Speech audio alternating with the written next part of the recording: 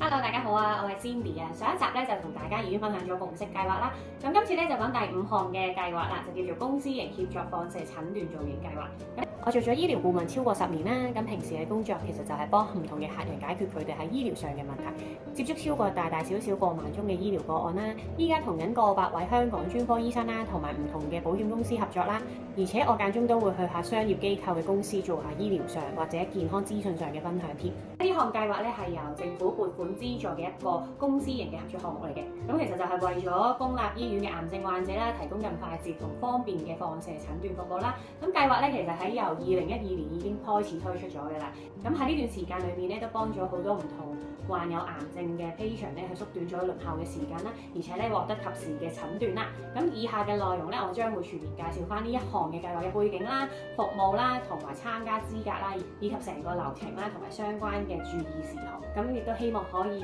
令到大家了解更多呢一項嘅服務啦。咁因為咧，隨住香港癌症嘅發病率上升啦，公立醫院其實放射診斷服務已經面臨緊巨大嘅壓力啦。咁根據統計啦，其實咧公立醫院穩定個案咧嘅電腦掃描同埋磁力共振檢查輪候嘅時間咧係長達208週，即係講緊係講4年啦。而且咧，對於一啲真係有急切需要去做確診啦同埋治療嘅癌症患者嚟講咧，真係無疑係一個好漫長嘅等待啦。咁為咗咧去舒緩翻呢個情況咧，咁醫管局咧就推出咗協作造影計劃。咁透過呢個公私營嘅合作模式啦，咁將部分符合資格嘅癌症患者咧轉介翻去一啲私營嘅機構接受電腦掃描啦同埋磁力共振嘅掃描項目。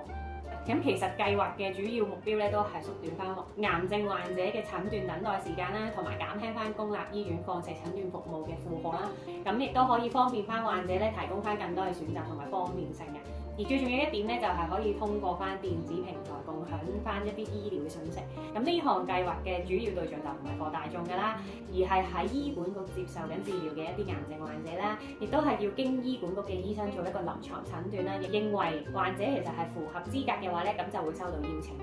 咁咧就唔需要自己去申請啦。呢項計劃咧，其實咧就係好適合一啲已經喺公立醫院做緊治療，但係亦都希望可以縮短翻一啲等候時間嘅患者。咁而患者亦都可以自己咧選擇參與呢項計劃啦。咁如果係同意參加呢項計劃嘅患者咧，係可以當場完成翻登記嘅手續啦。咁亦都可以喺醫管局提供嘅認可私營機構嘅名單上面咧，就選擇翻一啲服務嘅機構。咁之後咧，醫管局就會按照翻患者嘅意願啦，去安排轉介去一啲私營機構進行檢查㗎啦。咁個轉介過程咧都係由醫管局全程協助嘅，咁所以患者咧係冇需要自己去聯絡一啲私營機構。咁如果係選擇唔參加呢項計劃嘅話咧，都會繼續可以喺醫管局接受有關嘅服務嘅。咁癌症嘅類型啦，包括啦，但係唔限於咧，就係一啲直腸癌啦、乳癌啦、鼻咽癌啦、淋巴癌啦、頭頸癌啦、胃癌啦、前列腺癌啦、子宮頸癌啦，同埋一啲生殖細胞瘤嘅。咁根據翻統計啦，通常通過呢一個計劃咧，患者一般咧都應該係1個禮拜左右咧就可以安排到做檢查㗎啦。咁相比起公立醫院一啲穩定個案咧，咁無疑間咧真係大大提升咗一啲診斷嘅效率。計劃咧嘅核心服務真係包括2項啦，就係我哋講嘅 CT 啦，即係電腦掃描啦，同埋 MRI 磁力共振嘅，同埋一啲有關乎呢兩測掃描嘅藥物啦，例如就係顯影劑啦，同埋類固醇。咁如果患者咧喺做檢查嘅期間咧出現咗一啲病情嘅變化咧，咁私營機構係會提供翻必要嘅初步治療啦，去穩定翻呢個病情啦。咁然後咧就會轉介翻去公立醫院度繼續接受治療嘅。咁而檢查嘅報告咧，一般係以5個工作天內咧就會通過翻電子平台咧傳送翻去患者所屬嘅公立醫院，唔單止提升咗醫療數據嘅即時性同埋準確性啦，仲同埋確保翻患者可以迅速咁得到後續嘅治療安排啊。咁而醫生咧亦都係根據翻呢個電子平台提供嘅資料啦，針對翻患者嘅具體情況而制定一啲相關嘅醫療方案。咁有啲朋友就問啦，咁我自己做完之後可唔可以睇翻份報告咧？其實係可以嘅。咁你可以通過翻一個醫健通嘅流動應用程式啦。咁報告咧會喺14日後咧就會擺翻上去呢個程式裏面，等你自己可以再查閲翻嘅。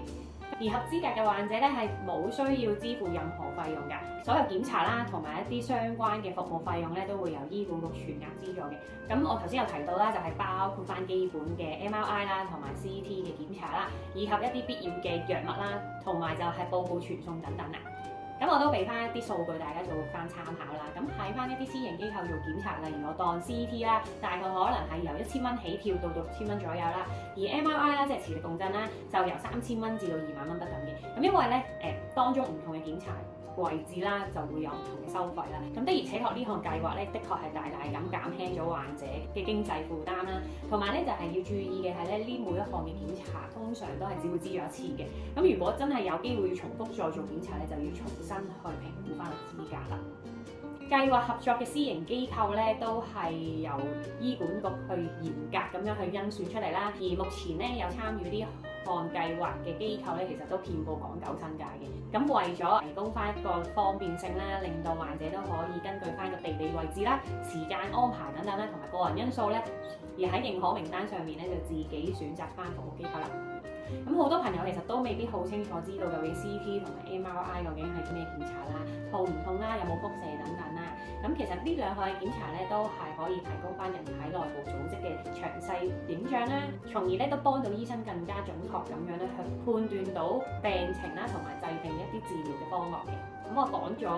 CT 先啦，即係電腦掃描啦，其實咧就係利用翻 X 射線啦進行多角度嘅拍攝啦，再通過一個電腦咧去重新組成翻一個影像嘅。咁用喺邊度多咧？就係通常一啲係腫瘤嘅位置啦、大細啦，同埋可能轉移嘅地方。咁亦都有助醫生咧去確定翻究竟嗰個癌症嘅發展階段啦。而 MRI 啦，即係磁力共振啦，咁其實就係一種好安全同埋一個準確啦，而且冇輻射亦都唔痛嘅做啲檢查嚟嘅。咁其實佢係利用一個強力嘅磁場啦、無線電波啦，同埋精密嘅電腦科技去做翻身體裡面一啲詳細嘅影像嘅。特別咧就係適合一啲係關於腦部啦、脊髓部分啦嘅一啲腫瘤評估啦。咁 CT 啦同 MRI 啦喺癌症診斷中咧，其實就發揮到一啲互補嘅作用嘅。因為 CT 其實擅長係快捷咁樣去篩查啦，同埋評估一啲轉移啦。而 MRI 咧就係喺軟組織上面咧分析得更精細。醫生嘅選擇咧都係取決於癌症嘅位置啦，同埋病情嘅緊急性啦，以及患者嘅具體狀況。咁對於一啲可能未符合到呢一項協助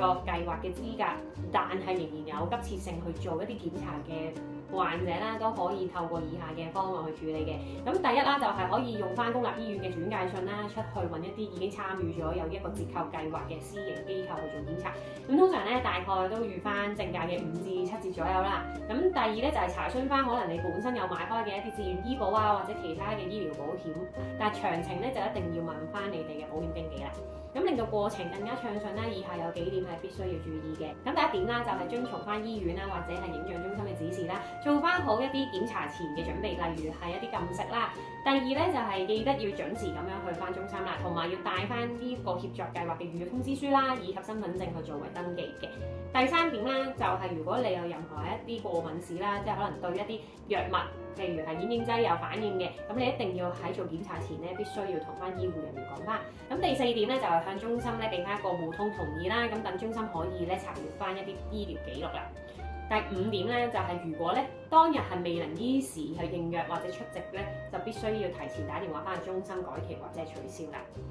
好啦，咁呢條片咧就分享到呢度啦。咁如果呢條片可以幫到你了解更多有關呢一個計劃嘅詳情咧，記得都俾個 like 啦，同埋訂閱我啦。最好就 share 埋俾身邊嘅朋友仔同埋屋企人啦。下一條片咧，我會同大家分享有關腸道檢查公私營協作計劃嘅，記得留意啦。如果大家有任何醫療上嘅問題啦，或者想諮詢啦，咁歡迎喺樓下留言俾我啦，或者 IG inbox 我嘅。咁我哋下次再見啦，拜拜。